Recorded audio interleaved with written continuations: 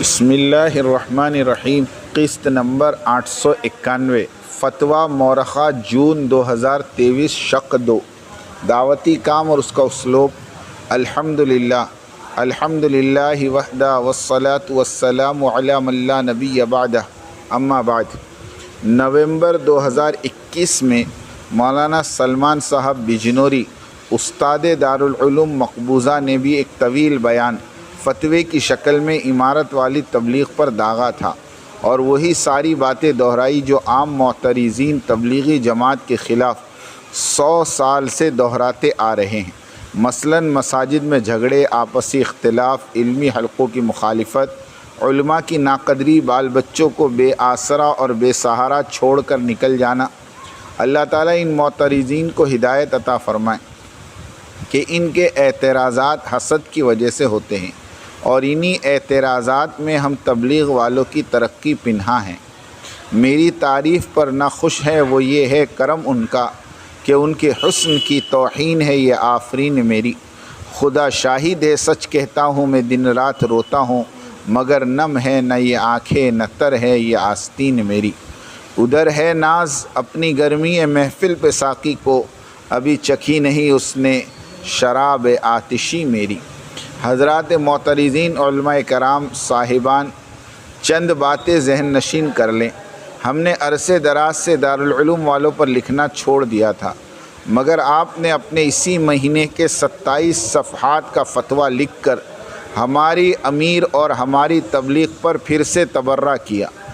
گڑھے مردے کھود کھود کر نکالے، اس لیے پھر سے ہمیں لب کشائی کرنی پڑی۔ آپ اپنی تدریس میں لگے رہیے اور ہمیں اپنی تبلیغ میں، اسی میں بہتری ہے آپ کی، ورنہ ہم اس قدر لکھ سکتے ہیں کہ آپ نے کبھی سوچا بھی نہ ہوگا۔ یہ بات یاد رکھے، دین کسی کی ذاتی جاگیر نہیں کہ دوسرے کو اپنی رائے ظاہر کرنے سے روکا جائے۔ علم دین دارالعلوم ہی میں سکڑ کر رہنے کے لیے نہیں آیا، یہ تو ہر مسلمان کی میراث پونجی ہے۔ دارالعلوم کے علماء کرام اس کے ذمہ دار ضرور ہیں، لیکن ٹھیکیدار ہرگز نہیں۔ حشر کے روز محمدی کا سکہ چلے گا، ازہری، دیوبندی، حنفی، سلفی کی کوئی وقت نہیں ہوگی۔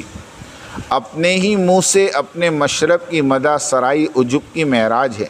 اسی طرح ہر بات پر دارالعلوم کی دہائی دینا بھی غیر ممدوح عمل ہے۔ تعریف تو وہ ہے جو اوروں کی زبان پر جاری اور ساری ہو۔ دارالعلوم کی حقانیت، اس کا فیض، اس کا علو مرتبت ہونا اظہر من الشمس ہے۔ دوسرے اداروں کے مقابلے میں دارالعلوم کے کارناموں کا تذکرہ مستحسن عمل نہیں ہے۔ اسی ناعاقبت اندیش نعروں کی وجہ سے فرقہ واریت وجود میں آئی۔ قیامت تو آ سکتی ہے، لیکن دیوبندیت اور بریلویت اکٹھے ہو جائے یہ ناممکن ہے۔ تبلیغ والوں نے سارے مسلک اور سارے مشرب کے لوگوں کو امت کے ڈورے میں پرو دیا، اور جو پروئے گئے انہیں خبر بھی نہ ہوئی۔ ایک ہی 10 آدمیوں کی جماعت ہے، اور اس میں حنفی، مالکی، شافعی، حنبلی، سلفی سب شامل ہے۔ حجاز مقدس کی بڑی آبادی سلفیوں کی ہے، اور سب جماعتوں میں چلتے ہیں اور اپنے اپنے علاقوں میں ذمہ داری کے ساتھ دعوتی کام میں لگے ہوئے ہیں۔ سابقہ اکابرین دارالعلوم سے جو بن پڑا، انہوں نے کامل اخلاص کے ساتھ اپنی خدمات انجام دی۔ اللہ تعالیٰ انہیں اجر جمیل عطا فرمائے اور ان کی خدمات کو بہت قبول فرمائے۔ لیکن اب موجودہ دور میں دیوبندی حضرات کو سوچنا چاہیے کہ دارالعلوم کی ناموس اور اس کی خدمات کو کیسے برقرار رکھیں، اور کس طرح اور بہتر بنا سکے اور کیسے ترقی دیں۔ اس لیے کہ اسلاف اپنے اندر صفات رکھتے تھے، تعلق معلّہ میں بے مثال تھے، امت کا درد رکھتے تھے، امت بنانے رکھنے کے لیے بے اصولیوں اور بے ضابطگیوں کو بھی پی جاتے تھے۔ صبر و تحمل کے پہاڑ تھے، اغراض پسندی اور جانبداری سے ان کے نفس پاک صاف تھے۔ لیکن موجودہ وقت کے آپ جیسے ذمہ دار بزرگ مذکورہ بالا صفات اور محاسن سے یکلخت خالی اور کوسوں دور ہیں۔ یاد رکھیں، صرف نسبتوں پر خوش ہونا اور اترانا کافی نہیں، یہ تو ایک بے معنی خواب و سراب کے معنی نے۔ جس قوم کو اس کے عمل نے پیچھے چھوڑ دیا ہو، اور اس قوم کے بڑوں کی نسبتیں اور ان کے کارنامے اس پسماندہ قوم کو آگے نہیں پہنچا سکتے۔ دارالعلوم کی دینی خدمات سے سبھی واقف ہیں۔ کون اس کا انکار کر سکتا ہے؟ اللہ ان خدمات کو قبول فرمائے۔ فتووں کا افسانہ اور صبر و ضبط۔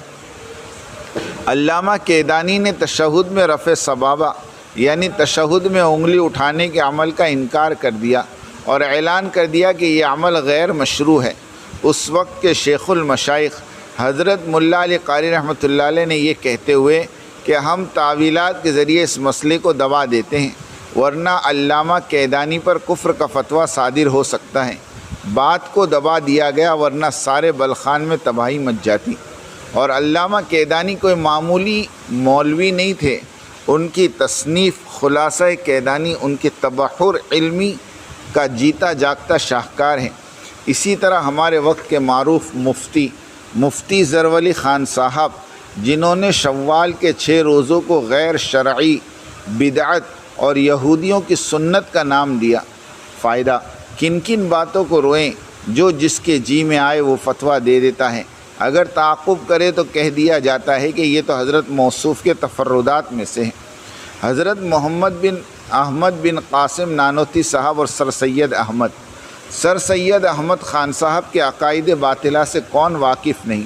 اس کے باوجود حضرت نانوتی کے صاحبزادے محمد احمد صاحب نور اللہ مرقدہ نے انہیں دارالعلوم دیوبند میں تدریس کی خدمات سونپیں اور فرمایا کہ آپ تدریس جاری رکھیں مگر اپنی نظریات کی بات نہ چلائیں۔ ان دونوں واقعات کے مراجع سوانح امام قاسم نانوتی اور کتاب تدوین فقہ ہے۔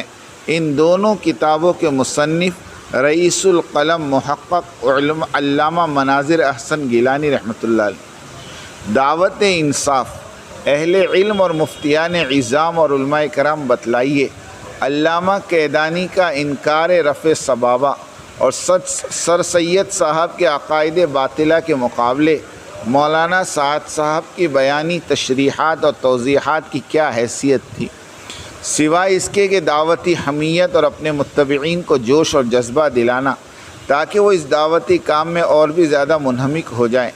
ان بیانوں میں نہ عقیدے کی غلطی بیان کی گئی اور نہ ہی کتاب و سنت اور فقہ میں کوئی تبدیلی بیان ہوئی، البتہ صرف اسلوب حرز و تشکیل کو اپنایا گیا۔ یہ تو ہر طبقے کا مربی کرتا ہے۔ فقہ کے طالب علم کو پتہ ہے کہ استاد محترم جھرا و تعدیل کرتے ہوئے دوسرے اماموں اور ان کے مسلکوں کے کس قدر چیتھڑے کرتے ہیں۔ اگر کوئی اس درس کی ویڈیو بنا کر وائرل کر دے تو شاید ہی کسی فقیہ کو اطمینان کا سانس لینا نصیب ہو۔ لوگ ڈنڈے لے کر آ جائیں گے کہ تم نے ہمارے ائمہ کرام کو برا بھلا کہا۔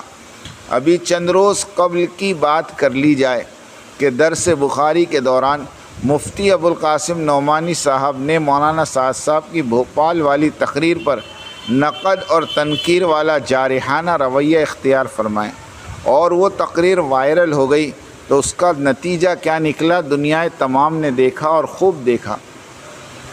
وہی حال مولانا سعد صاحب کے بیانات کے ساتھ ہوا کہ یاروں نے ویڈیو بنائی اور مفتیان کرام نے فتوے کا بازار گرم کر دیا۔ فتویٰ اور فساد۔ تبلیغی کام 1926 سے 2016 تک پرسکون اور عافیت کے ساتھ سارے عالم میں چلتا رہا۔ دنیا تمام میں کوئی بدمزگی نہیں پائی گئی۔ سن 2017 میں جس وقت دارالعلوم کے جانبدارانہ فتوے شروع ہوئے، بس اسی دن سے دنیا تمام میں تباہی مچ گئی۔ بنگلہ دیش میں معصوم لوگ مارے گئے، دنیا بھر میں لڑائی جھگڑے، مار پٹائی، طلاقیں، کاروبار کا نقصان، مساجد اکھاڑا بن گئی۔ یہ سب اس لیے ہوا کہ فتویٰ عجلت بازی میں غیر مسنون اور اصول اور آداب کے خلاف دیا گیا۔ اسلاف کا منہج فتوی ملاحظہ ہو۔ آداب فتویٰ۔ مفتی اور قاضی فیصلہ کرتے وقت طرفین میں سے ایک کی طرف میلان نہ رکھے، طرفداری نہ ہو بلکہ عدل اور مساوات کو ملحوظ خاطر رکھا جائے۔ انصاف کرتے وقت طرفین میں عدل و مساوات کا معاملہ ہو، خاص کر جب قضیہ کسی امیر کبیر شخص کا ہو۔ انسانی فطرت اور عادت ہے کہ وہ رؤوسا کی توقیر اور تعظیم کو ملحوظ خاطر رکھتے ہوئے قضیے کے معاملے میں ان کی رعایت کرتا ہے۔ ایسا ہرگز نہ ہو۔ رئیسوں اور بزرگوں کا مقام اور ان کی شہرت اور توقیر اور تکریم طرفین کے درمیان عدل کرنے میں مانع نہ بنے۔ بس قاضی اور مفتی پر واجب ہے کہ دینی احکام بجا لائے اور اپنے فیصلوں اور قضیوں میں مساوات برقرار رکھیں۔ آزاد اور غلام میں، امیر اور غریب میں کسی کو کسی پر ترجیح نہ دی جائے۔ ہم سارے مفتیان عظام اور علماء کرام سے درخواست کرتے ہیں اور دعوت انصاف دیتے ہیں کہ مفتی ابوالقاسم صاحب اور مولانا ارشد مدنی صاحب کی طرف سے مولانا سعد صاحب پر صادر کیے گئے فتوے کا جائزہ لیں اور صادر شدہ فتوے کا موازنہ کریں اور دیکھیں کہ مفتی ابوالقاسم صاحب مجزلہ نے صادر شدہ فتوے میں کیا ان مذکورہ بالا اصولوں پر عمل کیا ہے، یعنی للہیت، مدعی اور مستفتی کا نام اور اس کے الزامات کی فہرست، اور ہر الزام پر سیر حاصل تقریر مراجع، متن اور سند کے ساتھ، اور اس تقریر پر تحریری شکل میں دیگر علماء سے نظر ثانی بھی کروائی جاتی، ملزم کو صفائی پیش کرنے کا موقع دیا جائے اور ملزم کے پیش کیے گئے جوابات اور اس کے مراجع پر غور و خوض کیا جائے۔ مولانا سعد صاحب سے رجوع کا مطالبہ بے محل ہوا۔ رجوع وغیرہ کا مرحلہ تو فتوے کی درستگی اور قبولیت پر موقوف ہے۔ فتوے کا طریقہ ہی غیر درست اور غیر مسنون ہو تو پھر فتوے کی قبولیت کا استحقاق کہاں باقی رہ جاتا ہے، اور جب فتویٰ خود لے تو لال کا شکار ہو تو پھر رجوع کا کیا معنی؟ غیر درست طریقے پر صادر کردہ فتویٰ غیر صحیح ہے، اس لیے قاضی اور مفتیان کی طرف سے رجوع کا مطالبہ اور ملزم کی طرف سے رجوع والی عمل کا وقوع پذیر ہونا وغیرہ وغیرہ، ان تمام کاموں کی کوئی شرعی حیثیت باقی نہیں رہ جاتی۔ لہٰذا قاضی کی طرف سے رجوع کا مطالبہ سراسر غیر منطقی اور مہمل عمل ہے۔ مندرجہ ذیل نقائص کی وجہ سے صادر شدہ فتویٰ غیر درست اور غیر معتبر ہے۔ نمبر 1، حرص۔ فتویٰ دینے میں حرص اور طمع اور انتقامی جذبہ کار فرما رہا۔ نمبر 2، عدم تصحیح النیہ۔ حرص اور اتاولا پن ہی نیت کے بگاڑ کا پتہ دیتا ہے۔ استعجال یعنی عجلت بازی میں فیصلہ صادر کرنے میں غیر معمولی عجلت بازی کرنا۔ طرفین میں سے ایک پارٹی یعنی عالمی شورا کی جانبداری اور اس کی طرف میلان۔ اس بارے میں بادشاہ دارالعلوم حضرت مولانا ارشد مدنی صاحب کا اعلانیہ بیان جو انہوں نے مرکز نظام الدین کے وفد سے کیا تھا، اور وہ فرمایا تھا، ملاحظہ ہو بھائی، بات یہ ہے کہ مولانا سعد صاحب سے کہیے فتویٰ، رجوع، مراجع یہ سب تو آتے جاتے رہیں گے، اس کی کوئی حیثیت نہیں۔ ان سے کہیں کہ ایک زینہ نیچے اترے اور پاکستان میں بنائی گئی عالمی شورا کو قبول کر لیں، آدھے گھنٹے میں دنیا بھر میں امن ہو جائے گا۔ اس بیان کی آڈیو کیسٹ ہمارے پاس موجود ہے۔ کیا اس طرح کی جانبداری اور ڈکٹیٹری کو معترض علماء صاحبان انصاف اور عدل کا نام دیں گے، یا اسے شرعیت کے حق میں جانبداری کہیں گے؟ کیا یہی دارالعلوم ہے جس کے مقدس ہونے کو آپ نے اپنے فتوے میں دہرا دیا؟ کیا نانوتی اور گنگوئی رحمہم اللہ والا دارالعلوم ایسا ہوتا ہے؟ نقائص فتویٰ، عدم احوال مستفتی، مستفتی کا نہ نام ہے نہ پتہ، عدم استماع الخاصمین یعنی طرفین کے بجائے ایک ہی فریق سے سن کر متاثر ہونا اور فیصلہ کرنا، ملزم کے مراجع کو نظر انداز کر دینا اور کہنا کہ فائل بند ہو گئی، اب مراجع دیکھیں گے تو بہت سارا وقت ضائع ہوگا۔ اس طرح سے مولانا سعد صاحب کے پیش کیے گئے مراجع کو دیکھنے سے انکار کرنا، ان سب باتوں کی تحریر اور آڈیو مفتی ابوالقاسم صاحب کی آواز میں ہم پیش کر سکتے ہیں۔ فائدہ: مفتیان کرام اور علماء اعظام، خاص کر علماء بھوپال اور مفتیان دارالعلوم سے ہم یہ پوچھتے آئے ہیں کہ کیا دارالعلوم کی فتویٰ کمیٹی نے مذکورہ بالا اصول فتویٰ میں سے کسی ایک پر بھی عمل کیا؟ ہم یقین سے کہتے ہیں کہ مفتی صاحبان 7 اصولوں میں سے ایک اصول پر بھی عمل نہیں کیا۔ کیا اس طرح کے غیر درست طریقے پر دیا گیا فتویٰ قابل قبول ہو سکتا ہے؟ یہ تو فتویٰ کم بلکہ ایک جابر کا حکم نامہ ضرور تھا۔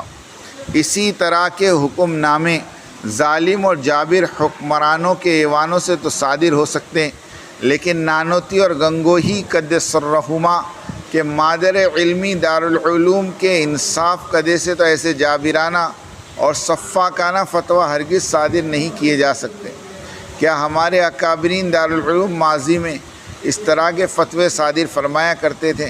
کیا مادر علمی دارالعلوم دیوبند کا فتوے کا یہی معیار ہونا چاہیے؟ اور کیا اس صادر شدہ فتوے پر دنیا بھر کے مفتیان عالم قبولیت کی مہر ثبوت کریں گے؟ اور کیا اس طرح کے فتوے کی تحقیق نہیں ہونی چاہیے؟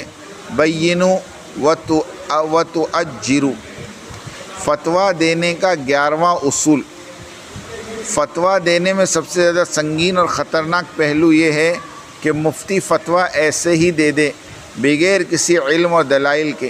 مفتی پر واجب ہے کہ کوئی بات نہ کرے بغیر علم و سند کے، اور مفتی پر یہ بھی واجب ہے کہ اللہ تعالیٰ کی بھیجی ہوئی شریعت کے براہین کے ساتھ فتویٰ دے۔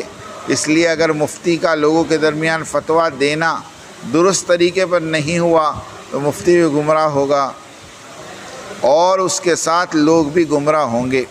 فرمایا رسول اللہ صلی اللہ علیہ وسلم نے، یقیناً اللہ تعالیٰ لوگوں کے قلوب سے کھینچ کر علم کو نہیں نکالیں گے مگر علماء کو موت دے دیں گے، یہاں تک کہ ایک بھی علم والا باقی نہیں رہے گا۔ تب لوگ فیصلے کروانے کے لیے سرداران قوم کے پاس جائیں گے اور وہ سرداران قوم علم سے کورے یعنی جاہل ہوں گے، پھر ان مستفتیان کو بغیر علم کے فتویٰ دیں گے، خود بھی گمراہ ہوں گے، عوام کو بھی گمراہ کریں گے۔ صحیح حدیث ہے کہ یہ غیر منصفانہ اور غیر جابرانہ فتویٰ سبب بنے گا عوام میں انتشار کا، گمراہی کا اور فساد کا۔ آج اسلام اور مسلمان ہی نہیں بلکہ زندگی کے ہر شعبے میں پریشان ہیں، اس لیے کہ انصاف نہیں ملتا۔ ہند اور سندھ نہیں بلکہ سارا عالم اسلامی بھی اس طوفانی بدتمیزی میں گھرا ہوا ہے۔ اس کی واحد وجہ یہ ہے کہ اسلامی عدلیہ آزاد نہیں رہی، ہر ذی اثر افراد یا آرگنائزیشن عدلیہ پر قابو پا لیتی ہیں، ہدایہ کے ذریعے یا تبرعات کے ذریعے یا پھر ڈرا دھمکا کر۔ تنبیہ: مولانا سعد صاحب کے ساتھ دارالعلوم دیوبند نے یہی سلوک کیا، فتویٰ دیا گیا وہ بھی بلا دلیل، اور صفائی کے لیے موقع بھی نہیں دیا گیا۔ مراجع کی فائل پیش کی گئی تو بغیر دیکھے کہہ دیا گیا کہ ہمیں ان مراجع پر کوئی اعتبار نہیں۔ افسوس صد افسوس کہ دارالعلوم کی شرعی عدلیہ کی ایسی کھلی دھاندلی کسی زمانے میں کبھی بھی نہیں دیکھی گئی۔ اس طرح کے فیصلے اور حکم نامے تو ظالم اور جابر بادشاہوں کے جرگوں کی طرف سے صادر ہوا کرتے ہیں۔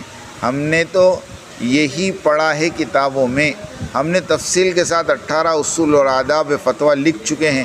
اب ہم علماء کرام اور مفتیان اعظام کو گواہ بناتے ہوئے عرض کرتے ہیں کہ مولانا سعد صاحب پر لگائے گئے فتووں کو اصول اور آداب فتویٰ کی روشنی میں جائزہ لے کر فیصلہ کریں، اور مفتیان دارالعلوم سے پوچھے کہ کیا واقعی ان اصولوں کے تابع رہ کر فتویٰ صادر کیے گئے۔